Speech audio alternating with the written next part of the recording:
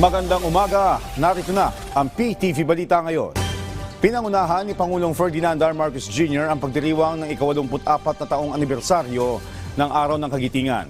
Sa kanyang mensahe sa dambana ng Mount Samat sa Bataan, inanyayahan ng Pangulo ang bawat isa na isabuhay ang kagitingan sa bawat tamang desisyon, sa bawat pagtulong sa kapwa at sa bawat paninindigan sa tama. Sinabi ng Pangulo na ngayong araw inaalala ng bansa ang tapat at sakripisyo ng mga Pilipinong tumindig para sa ating kalayaan. Ginugunita ang Araw ng Kagitingan tuwing 9 ng Abril o ang petsa ng pagbagsak ng Bataan noong taong 1942 kung saan nasa 76,000 Pilipino at Amerikanong sundalo ang sumuko sa puwersa ng Hapon. Sinundan ito ng tinatawag na Bataan Death March kung saan naglakad sila ng 140 kilometro patungong Camp O'Donnell kung saan marami ang namatay sa gutom, pagod at pang-aabuso.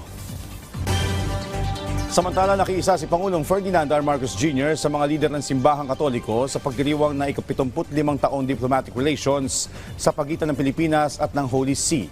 Ayon sa Malacanang, senyalis ito na muling pinagtibay ang mahabang relasyon ng Pilipinas at Santo Papa na nag-ugat sa pananampalataya, mabuting asal at kooperasyon para sa kapakanan ng lahat.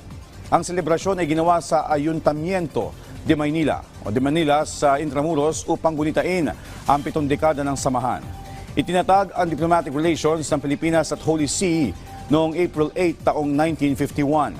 Itinatag ito noong panahon ni Pope Pius XII sa ilalim ng pamumuno ni dating President Elpidio Quirino.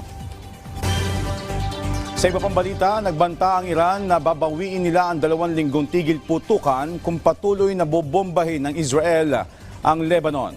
Ayon sa ulat, inaalam na ng Iran ang mga lugar sa Israel na posible nilang bombahin bilang ganti sa pag-atake ng Israel sa Lebanon kahapon. Binigyan din ng Iran na lumabag ang Israel sa tigil putukan ng bombahin ito ang umano'y lugar ng Hezbollah o armadong grupo sa Lebanon.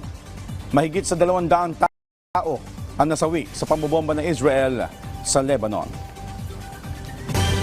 At yan ang mga balita sa oras ito. Para sa iba pang updates, follow at ilike kami sa aming social media platforms sa @PTVPH. Ako po si Joshua Garcia para sa Pambansang TV sa Bagong Pilipinas.